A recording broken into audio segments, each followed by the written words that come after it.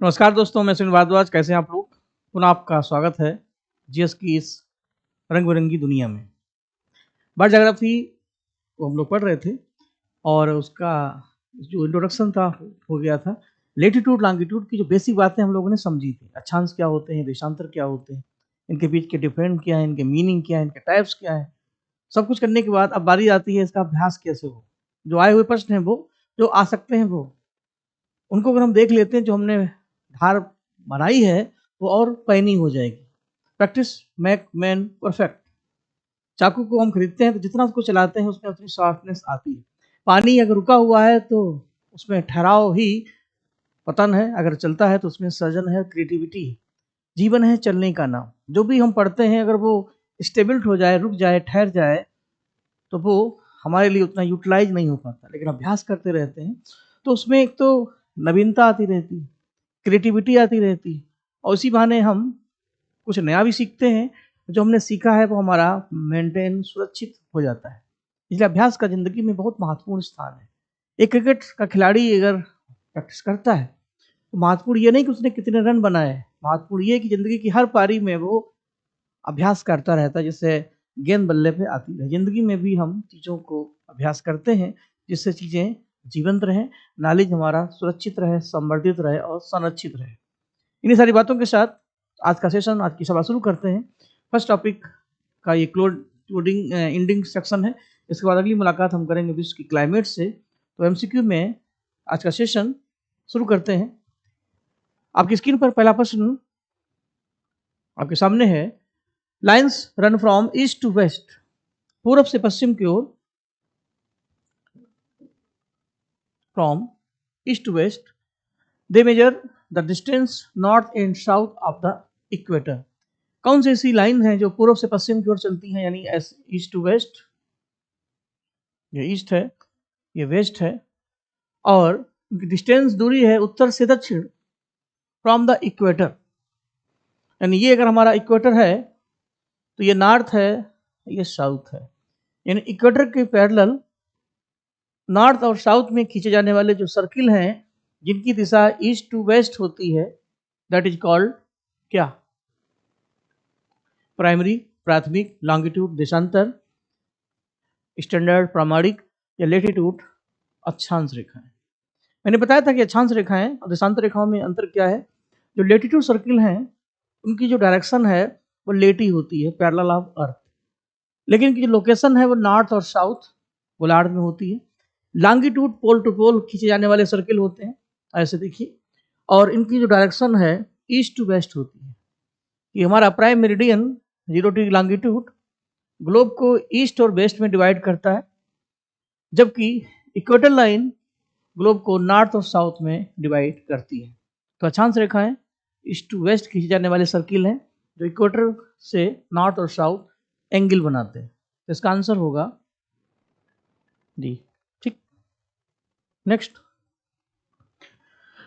The Arctic circle is located western hemisphere, southern hemisphere, north और eastern hemisphere. यानी उत्तरी गोलार्ध, दक्षिणी गोलार्ध, पूर्वी गोलार्ध, पश्चिमी गोलार्ध।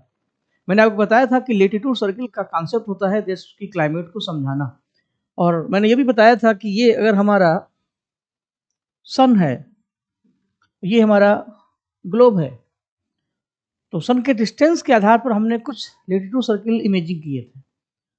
इक्वेटर आपने पढ़ा था, इसके बाद ट्रॉपिक ऑफ कैंसर कर्क रेखा, ट्रॉपिक ऑफ कैप्रिकॉर्न मकर रेखा, नॉर्थ में आर्कटिक और साउथ में अंटार्कटिक। ये नॉर्थ है, ये साउथ है, ये इक्वेटर है। यहाँ पर आर्कटिक सी है, उसी के आधार पर ये आर्कटिक सर्किल होगा। तो आपके लिए मैंने इमेज भी क्लियर कर दी। ये हमारा आर्कटिक ओशन है जो ये रहा। ठीक, इसी के आसपास आर्कटिक सर्किल जो 3 महाद्वीपों से क्रॉस करती है। अगर हम पोल से देखें तो एशिया में ये हो गया आपका उत्तरी अमेरिका, यूरोप, ये यूरोप हो गया, ये आपका नॉर्थ अमेरिका।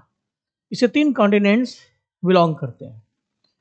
ठीक, पहला एशिया कॉन्टिनेंट, दूसरा यूरोप, और तीसरा नॉर्थ अमेरिका।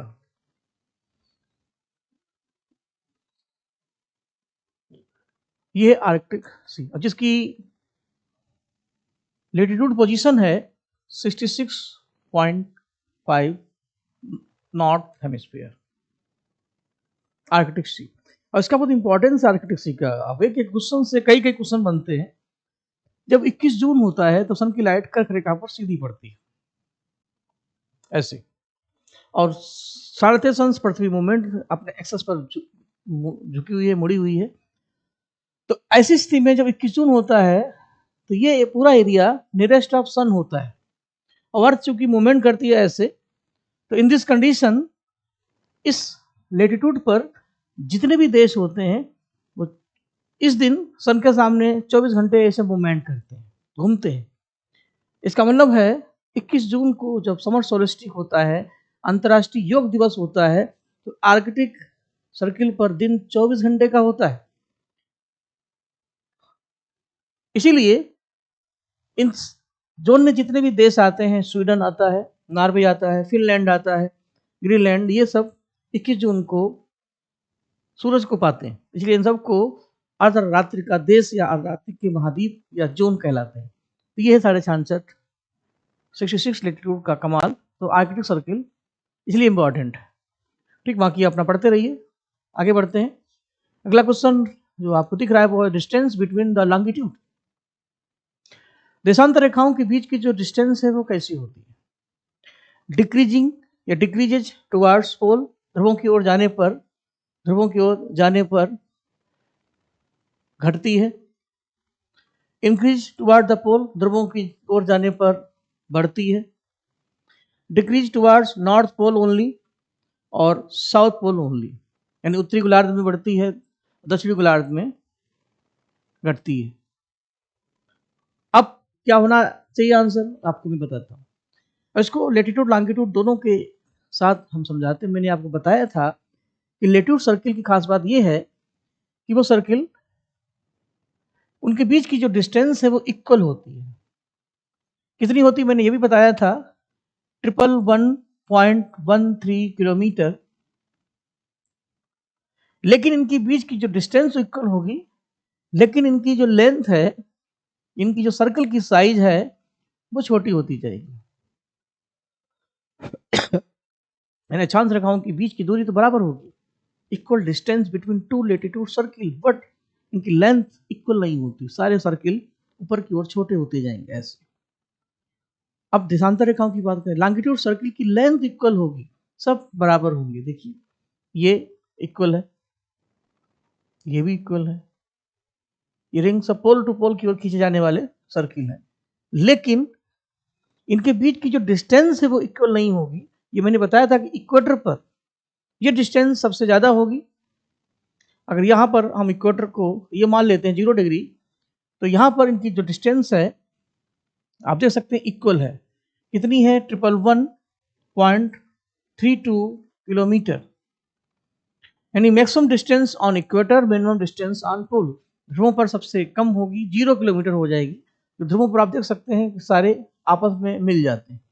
तो इसका आंसर क्या होगा? डिस्टेंस बिटवीन द लॉन्गिट्यूड, अगर हम पोल की ओर चलते हैं तो उनकी डिस्टेंस कम होगी, और अगर हम इक्वेटर की ओर चलते हैं तो उनकी डिस्टेंस अधिक होगी। हम चल कहाँ रहे हैं?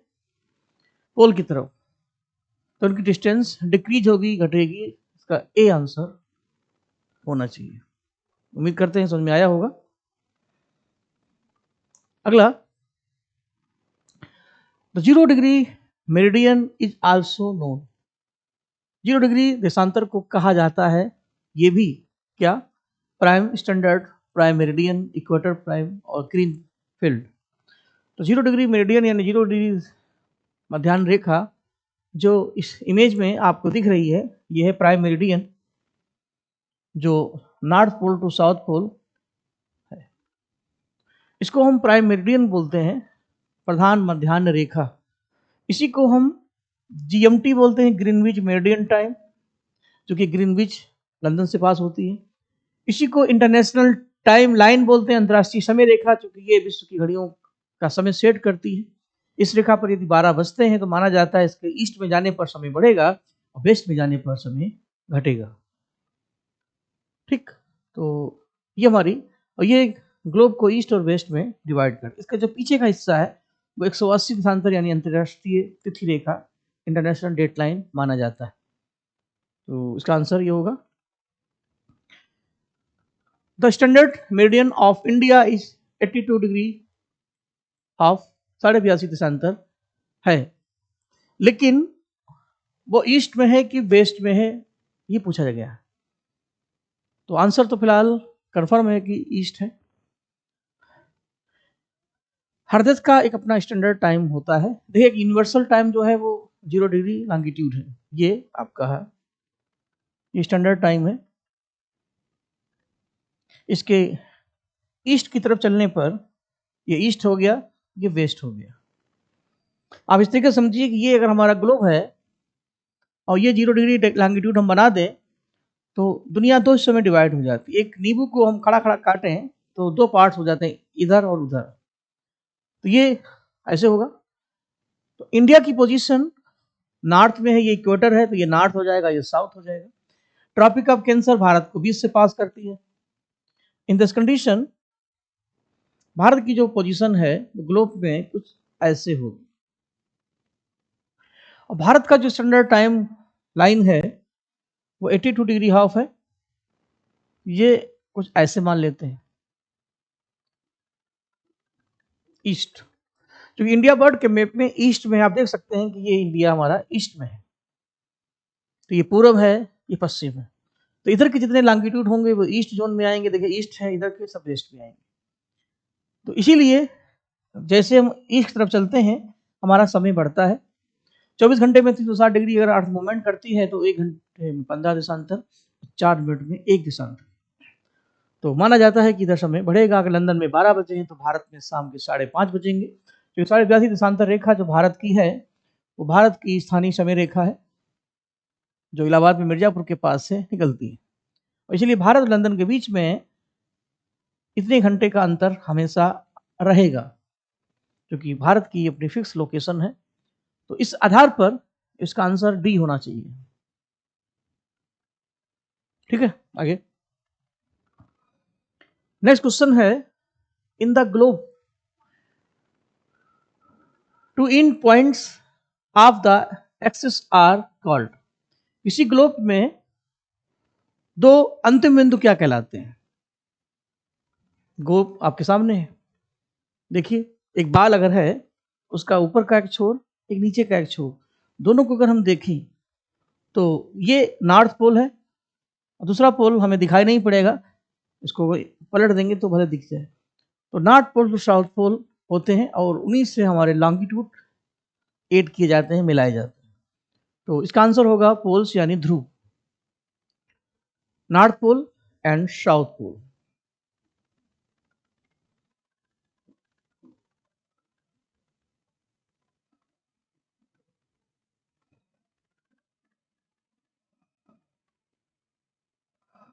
ओके, नेक्स्ट क्वेश्चन है, the 0 degree meridian is called also. 0 degree देशांतर को कहा जाता है। क्वेश्चन वही है लेकिन अलग तरीके से आप उसको प्रेजेंट करेंगे, समझेंगे तो हर तरीके से चीजें समझ में आ जाएंगी। अभी इसको हम लोगों ने पढ़ा था, शायद क्वेश्चन रिपीट हुआ है। 0 डिग्री देशांतर को हम बोलते हैं प्राइम मेरिडियन, प्रधान मध्यान्ह रेखा या जीएमटी लाइन या इंटरनेशनल डेट लाइन, चूंकि ये पास होती है 3 महाद्वीपों से। अब इसका जो लेटीट्यूड है वो 0 डिग्री लॉन्गिट्यूड होगा, 0 डिग्री लॉन्गिट्यूड। और इस इमेज में आप साफ साफ देख रहे हैं कि इसका संबंध 3 कॉन्टिनेंट से है। इस इमेज में आपको दिख रहा है यूरोप, अफ्रीका और नीचे अंटार्कटिका। तो ले देकर के ये 3 कॉन्टिनेंट इसमें आएंगे, और ये बात हम पिछले क्लास में आपको बता भी चुके हैं कौन कौन से देश इसमें आएंगे। इसमें आपको मिलेगा ब्रिटेन, फ्रांस, स्पेन, और अफ्रीका में अल्जीरिया, घाना, बुर्किना फासो जैसे देश, और नीचे अंटार्कटिका। और ये पूरे ग्लोब को ईस्ट और वेस्ट में डिवाइड करता है। और इसी के आधार पर हम विश्व के समय की गणना करते हैं। अगला क्वेश्चन है the total number of meridian across the globe is. तो ग्लोब में कितने लॉन्गिट्यूड हैं, देशांतर हैं जो ग्लोब को क्रॉस करते हैं। मैंने आपको बताया था कि ग्लोब 360 डिग्री का होता है और 360 लॉन्गिट्यूड उसको कवर करते हैं। 0 से 180 ईस्ट और वेस्ट मिलाकर के इसको अगर हम फोल्ड कर दें तो आप देख सकते हैं कि 0 से 180 ईस्ट, 180 वेस्ट, इनकी डबल काउंटिंग हम नहीं करते हैं तो ले देकर के आंसर होगा 360।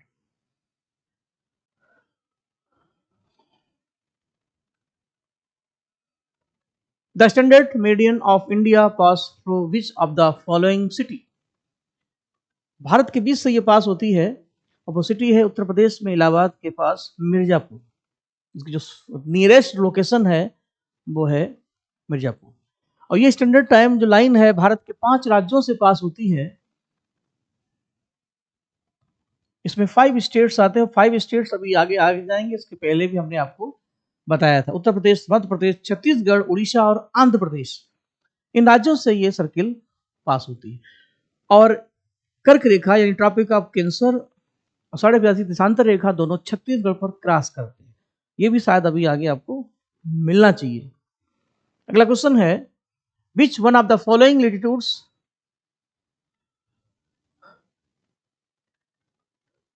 Pass through maximum number of Indian states.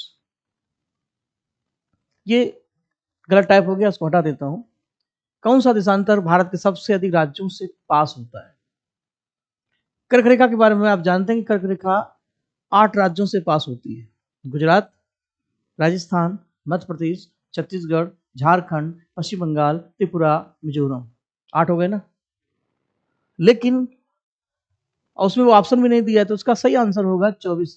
23.5 में कर्क रेखा है, आधा डिग्री और बढ़ा दीजिए तो थोड़ा सा हम और ऊपर जब चलेंगे तो हमें कुछ राज्य और मिल जाएंगे। देखिए इसका आंसर 24 है। तो गुजरात, राजस्थान, मध्य प्रदेश, छत्तीसगढ़, झारखंड, वेस्ट बंगाल, त्रिपुरा और मिजोरम, ये 8 स्टेट तो ऑलरेडी पहले से ही थे जो कर्क रेखा से बिलोंग करते हैं, है ना। इसमें ऐड हो गया है यूपी का और मणिपुर का, ये 2 जोड़ देंगे तो 10 हो जाएंगे। क्योंकि कर्क रेखा जैसे ही ऊपर चलेंगे यूपी का बॉर्डर नीचे से आ जाएगा और त्रिपुरा मणिपुर के बाद जहां मिजोरम है तो त्रिपुरा और मणिपुर उसके जस्ट ऊपर है आपका मिजोरम। क्योंकि ये त्रिपुरा और मिजोरम से पास होती है, मिजोरम के ऊपर मणिपुर पड़ता है। ये 2 राज्य इसमें और ऐड हो जाएंगे। अभी इंडिया के मैप में ये बात हम आपको समझा देंगे। आप इसी इमेज में देख लीजिए कि 23.5 हमारी लाइन ये है। जैसे ही हम 24 करेंगे तो यूपी में आप देख लीजिए आपका मिले जाएगा साउथ यूपी और ये आपका मणिपुर का बॉर्डर है। थोड़ी देर के लिए हम इसको 24 मान लें तो यूपी के साथ मणिपुर भी आ जाएगा, जबकि बिहार नहीं आएगा। बिहार के लिए हमें और ऊपर जाना पड़ेगा तो हमारे ये 2 राज्य कम हो जाएंगे इधर के। तो 24 longitude pass by 10 state.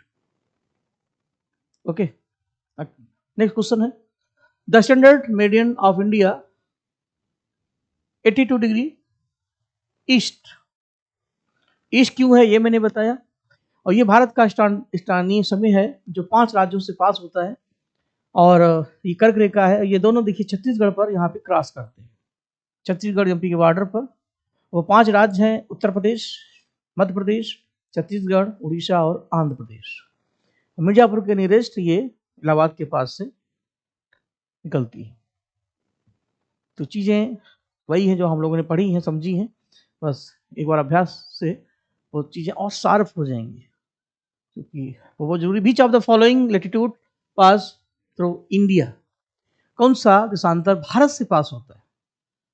Equator Bharat से पास नहीं होता, आर्कटिक पास नहीं होता, कैप्रिकॉर्न पास नहीं होता, कर्क रेखा पास होती है। क्योंकि आप जानते हैं अभी आपने पढ़ा था कि कर्क रेखा भारत से पास होती है 8 राज्यों से। नेक्स्ट क्वेश्चन कभी कभी पूछा जाता है कि विश्व के कौन कौन से देश या कौन कौन से महाद्वीप विषुवत रेखा, कर्क रेखा, मकर रेखा से गुजरते हैं। इसका लेक्चर हमने आपको दिया था पूरा। और इसमें प्रैक्टिस की जाए तो कई अच्छे अच्छे प्रश्न आपको मिलेंगे। जैसे क्वेश्चन पूछा गया है कि the equator does not pass through which of the following countries, निम्नलिखित में से कौन सा ऐसा देश है या कौन से देश हैं जो विषुवत रेखा से संबंधित नहीं। सबसे पहले तो हमें ये जानना है कौन से कॉन्टिनेंट्स इक्वेटर से बिलोंग करते हैं।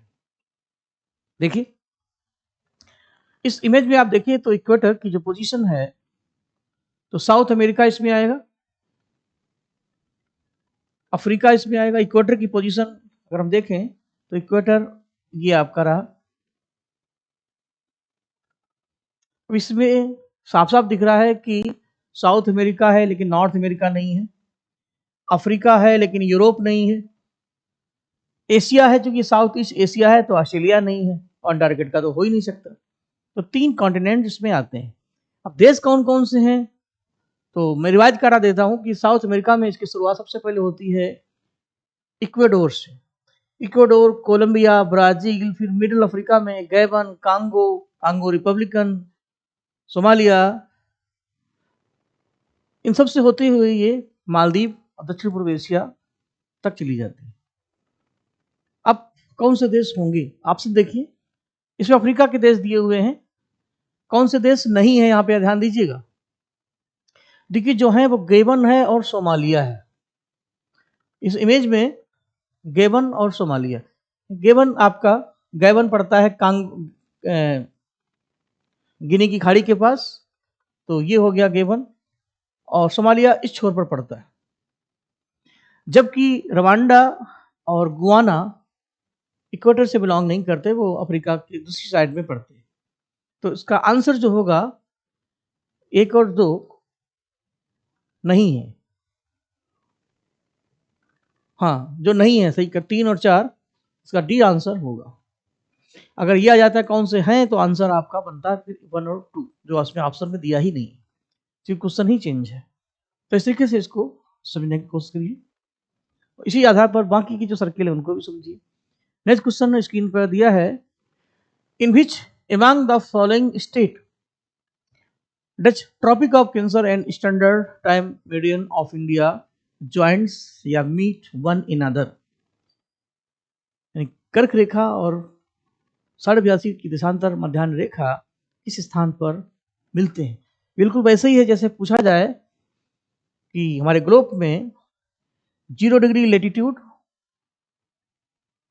जिसको हम बोलते हैं इक्वेटर, 0 डिग्री लॉन्गिट्यूड जिसको बोलते हैं जीएमटी, ये कहाँ पर मिलते हैं? ये मिलते हैं अटलांटिक महासागर में, गिनी की खाड़ी, अफ्रीका की वेस्ट।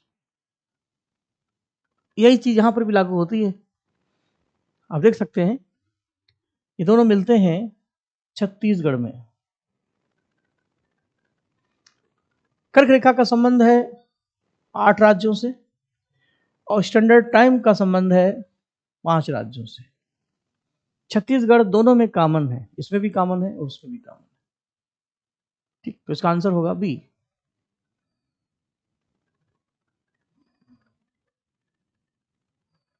नेक्स्ट,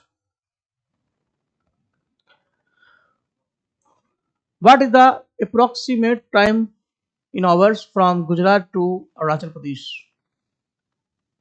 भारत की अपनी फिक्स लेटीट्यूड लॉन्गिट्यूड पोजीशन है और 15 देशांतर को पार करने में हमें 1 घंटा लगता है, यानी 1 आवर इक्वल टू 15 आवर्स देशांतर। तो भारत का जो वेस्टर्न सबसे पश्चिमी छोर है वो है गुजरात में किबिथू, किबिथू का कहते हैं गौहर मोटा बोल सकते हैं, और सबसे ईस्टर्न छोर अरुणाचल प्रदेश में है किबिथू। सबसे नॉर्थवेस्ट पॉइंट हमारा सियाचिन पर है इंदिरा पॉइंट, और सबसे साउथ वेस्ट है सियाचिन पर, और साउथ में है निकोबार में इंदिरा पॉइंट या पिगमेलियन पॉइंट या पार्सन पॉइंट, कई नाम है। तो 68 टू 97, आगे थोड़ी देर के लिए इसको हम 67 मान लेते हैं तो ये बिल्कुल सीधा सीधा हो जाएगा 67 97। मोटा मोटा अगर हम देखें तो 30 का अंतर लगभग आता है। तो 1 घंटे में 15, तो 30 देशांतर को पार करने में हमें लगेगा 2 घंटा, है ना। तो 15 में 1, तो 30 में हमें लगेंगे 2 घंटे। और आंसर इसमें हो जाएगा सी। यानी भारत का जो सबसे पूर्वी छोर है, जो पश्चिमी छोर है, यानी गौहर मोटा और क्योतो के बीच में 2 घंटे का अंतर है। लेकिन ये जो लाइन है भारत को लगभग 2 पार्ट्स में डिवाइड करती है। ये बताती है कि हिंद देश के निवासी सभी जन एक हैं। बेला, गुलाब, जूही, चंपा, चमेली प्यारे प्यारे फूल हैं, लेकिन माला तो एक है। हम खंड खंड हैं, फिर भी हम अखंड हैं। भाषा हमारी एक है, मुद्रा हमारी 1 रुपया है, नागरिकता हमारी एक है, पिता हमारा एक है जिसको हम राष्ट्रपति कहते हैं। हम अनेक हैं, फिर भी हम एक हैं। तो फिर समय कैसे 2 हो सकता है? ये अलग बात है कि भारत में कई ऐसे राज्य हैं जो 2 टाइम जोन की बात करते हैं, लेकिन भारत जैसे देश की जो संस्कृति ही ऐसी है, अनेकता में एकता हमारी सबसे बड़ी विशेषता है, तो वो विशेषता समय में भी होनी चाहिए। तो यही वजह है कि ये समय भारत का एक स्टैंडर्ड टाइम है। हम कहीं भी रहें, गुजरात में रहें, चाहे अरुणाचल प्रदेश में रहें, इस लाइन पर अगर दोपहर के 12 बजेंगे या 1 बजेगा, तो हम कहीं भी हों, समय वही होना चाहिए। तो इस आधार पर ये हमारे लिए फ़क्र, गर्व की बात है और अच्छी बात है। तो इसको इस तरीके से पढ़ें। अगला क्वेश्चन होना चाहिए, the latitude of the northern most point of India nearest two minutes in. Bharat का जो सबसे उत्तरी लेटीट्यूड छोर है वो माना जाता है 37 लेटीट्यूड 6। क्योंकि अगर ये इंडिया है और इसका जो सबसे साउथेस्ट पॉइंट है वो अगर हम मान लें थोड़ी देर के लिए, ये आपका अंडमान निकोबार, ये इंदिरा पॉइंट है जो 6 लैंगिट्यूड माना जाता है, और ये भारत का सबसे साउथेस्ट पॉइंट है। जबकि मेन छोर से कन्याकुमारी 8 लैंगिट्यूड माना जाता है, जो ऊपर जाएंगे तो बढ़ता जाएगा। ये हमारा हिमालय है। तो लास्ट पॉइंट जो हमारा है उसको इस तरीके से देखिए,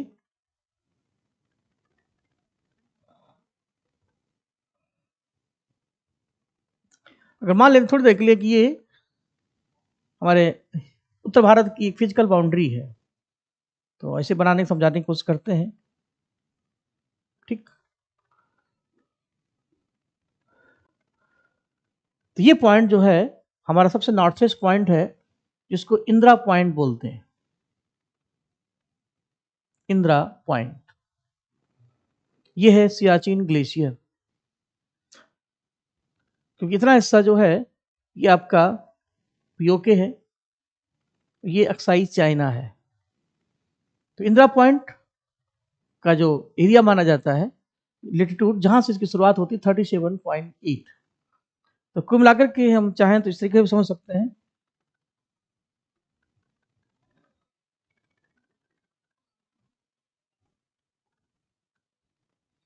जैसे ये 68 है उससे 39 है। ये भारत का सबसे ईस्टर्न पॉइंट है, ये हमारा वेस्टर्न पॉइंट है, ये वाला। इस तरीके से तो ये 68 हो जाएगा, ये 97 हो जाएगा। तो हम यहाँ पर अगर सियाचिन ग्लेशियर मान लेते हैं तो ये 37.6 हो जाएगा, और लास्ट में आएंगे तो इंदिरा पॉइंट ये रहा। तो ये हमारे पूर्वी छोर है। तो इंदिरा काल से लेकर के इंदिरा पॉइंट और क्यूथू से लेकर के गौहर मोता तक भारत के 4 छोर बनते हैं, ईस्ट, वेस्ट, नॉर्थ, साउथ। तो इस आधार पर आंसर होगा इसका सी, ठीक है। ए आंसर होगा इंदिरा पॉइंट। अगला क्वेश्चन है, topic of cancer does not pass through the which of the following state. कर्क रेखा किस राज्य से नहीं गुजरती? नॉट है। अगर जिनसे गुजरती है उनको जान लो, जो बच गए तो वैसे भी गुजर जाएंगे, है ना। 8 राज्य हैं।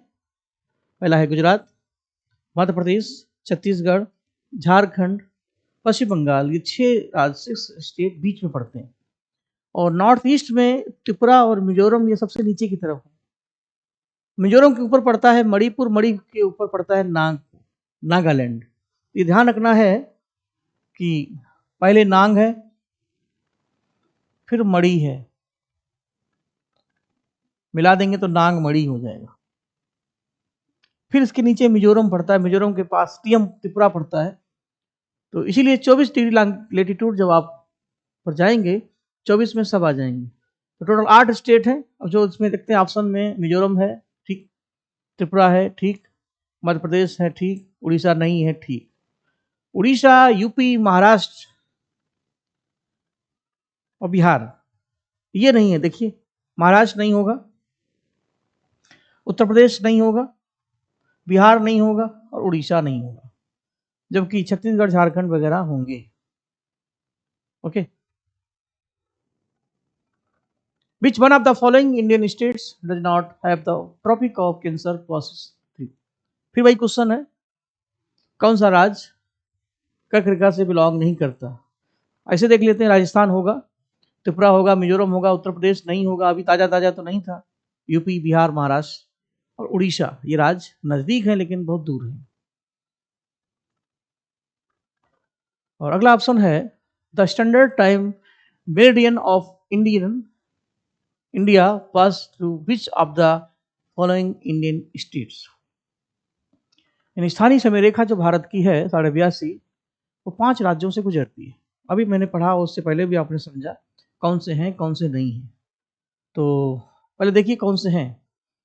इसके अकॉर्डिंग देखें, इस लाइन के अकॉर्डिंग तो ये 5 यूपी, छत्तीसगढ़, उड़ीसा, आंध्र प्रदेश पड़ता है। इन 5 राज्यों से ये पास होती है। यूपी 1, मध्य प्रदेश 2, छत्तीसगढ़ 3, उड़ीसा 4, आंध्र प्रदेश 5। तो आंध्र प्रदेश है, छत्तीसगढ़ है, बिहार की क्या मजाल की हो जाए, तेलंगाना हो ही नहीं सकता। तो इसमें दिया है कौन है 1 और 2, सी आंसर इसका बिल्कुल सही है। ठीक,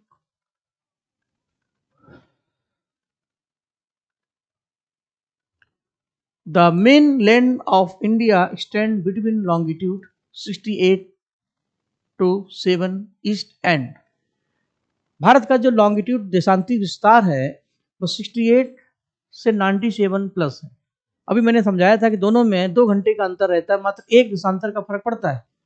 तो हालांकि इमेज तो बनी है, तो मेन लैंड 68 से हम चलेंगे तो हमें पहुंचना है 97 ईस्ट। तो 97 इसमें दिया हुआ है सी, और कोई हो ही नहीं सकता, तो 68 तो ऑलरेडी है ही।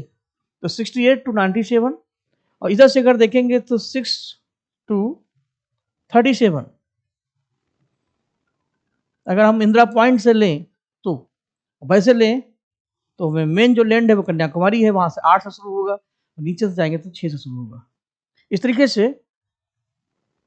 ये सीरीज आपकी कंप्लीट हो, पहला लेसन भी हमारा कंप्लीट, लेटीट्यूड भी हो गए, लॉन्गिट्यूड। अब इसका इफेक्ट हमें अगले टॉपिक में समझना है जब आप पढ़ेंगे क्लाइमेट, एटमॉस्फेयर, बाकी चीज़ें। तो उम्मीद करते हैं कि फिर शीघ्र ही मुलाकात होगी। अपना बहुत बहुत ध्यान रखें। सभी लोगों को नमस्कार, जय हिंद, जय भारत।